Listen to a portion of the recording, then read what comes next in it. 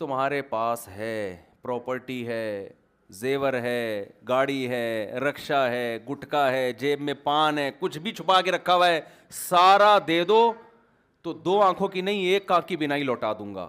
بتاؤ راضی ہوگے کہ نہیں ہوگے؟ آپ بولو گے فٹ پاتھ پہ سو لوں گا، بھیک مانگ کے گزارا کر لوں گا، بینائی چاہیے. لیکن اللہ ہم سے یہ آنکھوں کے بدلے میں یہ سب کچھ نہیں مانگتا. اللہ ہم سے کہتا ہے جب میں نے یہ تمہیں بینائی کی نعمت دی ہے، اس نظر کو حرام جگہ استعمال مت کرو، بس یہ قیمت. پیسے نہیں مانگ رہا اللہ ہم سے. اللہ کیا کہہ رہے اس کی قیمت کیا ہے؟ اس آنکھ سے اپنی ماں کو دیکھو، اس آنکھ سے اپنی خالہ کو دیکھو، اس آنکھ سے اپنی پھپھی کو دیکھو، اس آنکھ سے اپنی بھتیجی کو دیکھو، اس آنکھ سے اپنی بھانجی کو دیکھو، اس آنکھ سے اپنی بہو کو دیکھو، اس آنکھ سے اپنی بیوی کو دیکھو، اس آنکھ سے اپنی بہن کو دیکھو. اس کے علاوہ جتنے رشتے ہیں ان کی طرف تمہیں آنکھ سے نظر اٹھانے کی اجازت نہیں ہے. پابندی. سستا ہے، یہ بہت سستا ہے. درختوں کو دیکھو، پہاڑوں کو دیکھو، فضاؤں کو دیکھو، سمندروں کو دیکھو، کتنی خوبصورت چیزیں اللہ نے اس دنیا میں پیدا کی ہیں. دوستوں کو دیکھو، زیارت کرو، پابندی نہیں ہے. جب کوئی عورت مزین لباس میں گزرے جس کی طرف تمہارا دل مائل ہو تو گندی نظر اس کے اوپر مت ڈالو. جس نے آنکھ کی حفاظت کر لی، اللہ کہتا ہے اس نے گویا آنکھ کی قیمت ادا کر لی ہے. حالانکہ قیمت نہیں ہے، یہ بہت سستی ہے. یہ تو اگر اللہ آنکھ لے لے اور پھر کہے کہ بتا تو نظر کی حفاظت کرے گا تو واپس لوٹاؤں گا، کیسے مضبوط عہد کریں گے اللہ سے کہ نہیں کریں گے؟ سمجھ میں آ رہی ہے بات کہ نہیں آ رہی ہے؟ اللہ بہت سستی قیمت پہ راضی ہو رہا ہے. یہاں تک کہہ دیا کہ اگر نظر اٹھا کے غلطی سے دیکھ لیا ہے تو توبہ کا دروازہ بند نہیں ہوا ہے، معافی مانگو، معاف کر دوں گا میں. کتنا آسان کر دیا کہ نہیں کر دیا؟ آج کس قدر بد نظری پھیلتی چلی جا رہی ہے. بتاؤ انٹرنیٹ پر بیہودہ فلمیں دیکھی جا رہی ہیں کہ نہیں دیکھی جا رہی ہیں؟ اللہ نے ایک راستہ رکھا تھا آپ کے لیے، شادی کا راستہ. اس کے علاوہ عورت کے پاس جانے کا کوئی راستہ آپ کے پاس نہیں ہے. اور قرآن دھمکیاں دے رہا ہے، فَمَنِ ابْتَغَىٰ وَرَاءَ ذَلِكَ، جو شادی کیے بغیر کسی عورت کی طرف جائے گا، فَأُولَٰئِكَ هُمُ الْعَادُونَ، اللہ اعلان کر رہا ہے یہ لوگ میری حدود کو توڑنے والے ہیں، یہ میری آنکھ کا شکر ادا نہیں کر رہے. سَيُجْزَوْنَ بِمَا كَانُوا يَقْتَرِفُونَ، عن قریب انتقام لوں گا، انتقام کا ایک دن آنے والا ہے. یہ مت سمجھو کہ اللہ بھول گیا پیدا کر کے، یہ مت سمجھو کہ اللہ پیدا کر کے بھول گیا تمہیں. ہم یہ سمجھتے ہیں کہ اللہ کھلا رہا ہے، پلا رہا ہے، ہم کھا رہے ہیں اور ہم پی رہے ہیں، کوئی پوچھنے والا نہیں ہے. ہم اس خوش فہمی میں مبتلا ہیں. تو اللہ نے ایک سچ ہمیں بتایا کہ جتنی نعمتیں تمہیں دی گئی ہیں ان نعمتوں کا کل تم سے قیامت کے دن حساب ہوگا. کیا ہو گیا بھائی؟ یہ مجھے ہاتھ میں دے دیں ایسا. اچھا چلو اب آئے گی آواز، چیک کر لیں آ رہی ہے کہ نہیں. یہاں سے آن ہو گیا. یہ سب چیزیں پہلے کر کے رکھنی چاہیے، سمجھتے ہو نا. ہمارے جو دیندار لوگ ہیں نا ان میں مینجمنٹ کی بڑی کمی ہے. کوئی آپ بتاؤ گانے بجانے کا پروگرام ہوتا، کبھی دیکھا گانا کوئی گا رہا ہو درمیان میں مائک کی سیٹنگ خراب ہو گئی؟ کبھی سنا آپ نے ہے بھائی؟ کوئی میوزیکل شو چل رہا ہے، کوئی ناچ گانے کا پروگرام چل رہا ہے، مائک ہی نہیں، کبھی سنا آپ نے؟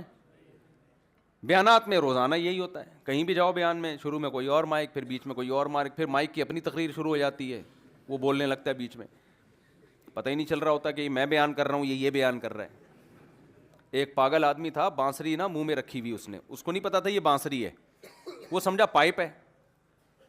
تو وہ اس کو منہ میں لے کے کوئی بات کرتا کہ بھائی تو بانسری کی اپنی سر نکلتی. کہتا ہے یار عجیب دماغ، میں کچھ بولتا ہوں یہ کچھ اور بول رہا ہے. کہہ رہا میں کوئی اور بات کرتا ہوں یہ پائپ کچھ اور بول رہا ہے. تو مائک میں بھی ایسا ہی ہوتا ہے، ہم کچھ بول رہے ہوتے ہیں، مائک کچھ اور کہانی سنا رہا ہوتا ہے، چیں پیں ٹیں پیں کر رہا ہوتا ہے بیٹھ کے. بتائیں بھائی ہو گیا؟ اب آرام سے نا تمیز سے بیٹھ جائیں سارے لوگ. یہ بار بار اٹھنا جانا، ادھر آنا، اس سے بہت دماغ خراب ہوتا ہے. بات سب ادھر دیکھنا شروع کر دیتے ہیں، توجہ بڑھتی ہے اس سے. ایک دفعہ چیک کر کے مجھے بتا دیں کلیئر ہے تو پھر میں بات شروع کروں آگے. اللہ مسجدوں میں خرچ کیا کرو. علاقے کا کوئی سیٹ اٹھے بولے وی آئی پی مائک مولوی صاحب میری طرف سے میں لگا رہا ہوں, بس مائک کا مسئلہ کیا ہو جائے ہمیشہ کے لیے. ایک دفعہ پیسہ خرچ کرو, یہ صدقہ جاریہ آخرت میں کام آئے گا. امام بیچارے چندہ مانگتے مانگتے مانگتے مانگتے زندگی ختم ہو جاتی ہے اس کی. کبھی بٹن خراب ہے, کبھی یہ خراب ہے. یہ تو محلے والوں کی ذمہ داری ہے نا. صدقہ جاریہ یہ تو آپ کے لیے. جب اوکے ہو جائے تو بتا دینا.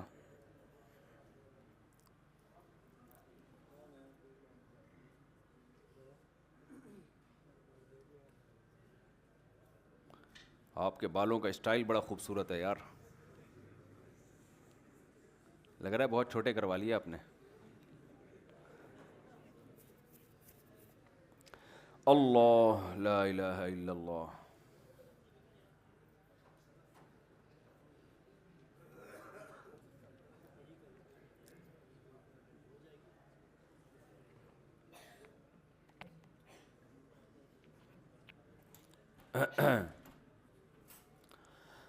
اللہ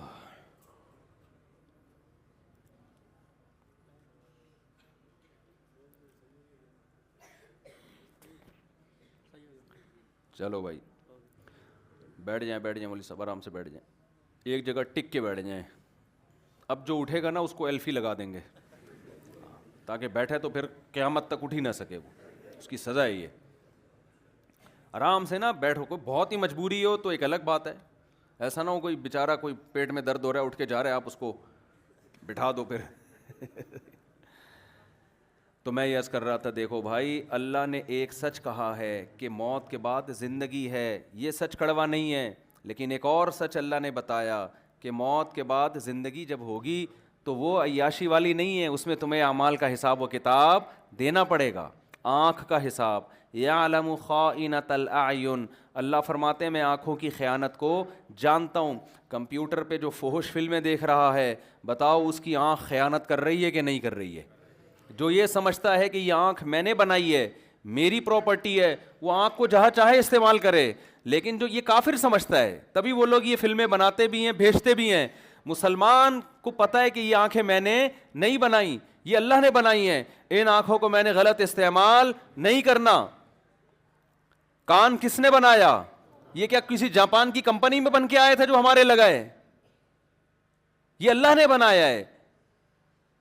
اللہ اگر کانوں کی سماعت ختم کر دے, سننے کی صلاحیت ختم ہو جائے اور قیمت لگائے کہ 1 کروڑ روپے دے گا تو تیری سماعت واپس آئے گی, لوگ ڈکیتیاں چوریاں کرنا شروع کر دیں 1 کروڑ روپے جمع کرنے کے لیے.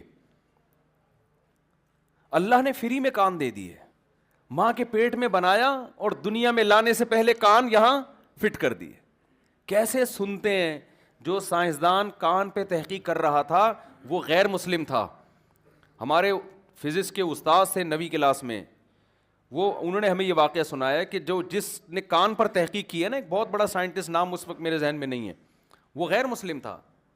لیکن جب اس نے کان پہ تحقیق کی ہے نا, کان میں جو سننے کے پیچیدہ سسٹم ہے, وہ چیخ اٹھا کہ جس خدا نے یہ کان بنایا ہے وہ کیسا سننے والا ہوگا. وہ بے ساختہ چیخ اٹھا تھا, وہ سائنسدان, حالانکہ وہ مسلمان نہیں تھا, کہ کیسا بنایا ہے کان یہ. ویسے دیکھنے میں کچھ بھی نہیں ہے, ایسے لگا ہوا ہے.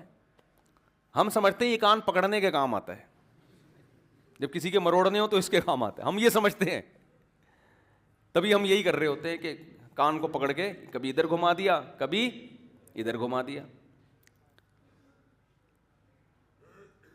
تو اللہ تعالیٰ نے جو نعمتیں عطا کی ہیں, آنکھ کی نعمت, کان کی نعمت, معدے کی نعمت, دل کی نعمت, جگر, ایک ایک چیز, ان تعدوا نعمت اللہ لا تحصوها. قرآن کہتا ہے کہ کاغذ قلم لے کے بیٹھ جاؤ اور جو فری میں اللہ نے تمہیں نعمتیں دی ہیں نا, جس کا کوئی قیمت نہیں لے رہا تم سے, پیسے نہیں مانگ رہا اس کے, ان نعمتوں کو لکھنا شروع کرو تم. اے اللہ آنکھ تو نے دیکھنے کے لیے دی, بہت بڑی نعمت. پھر اس آنکھ میں کروڑوں نعمتیں ہیں, اس سے میں درختوں کو دیکھتا ہوں, خوشنما منظر کو دیکھتا ہوں, اپنے ماں باپ کو دیکھتا ہوں, بیت اللہ کی زیارت کرتا ہوں, روضہ رسول کی زیارت کرتا ہوں, سمندروں کو دیکھتا ہوں. دیکھنے کی اپنی لذت ہے. کھانا جب سامنے آتا ہے ناک کے قریب بعد میں جاتا ہے, آنکھ پہلے دیکھ کے مچل جاتی ہے, کیا زبردست چیز آ رہی ہے نا, نابینا کو یہ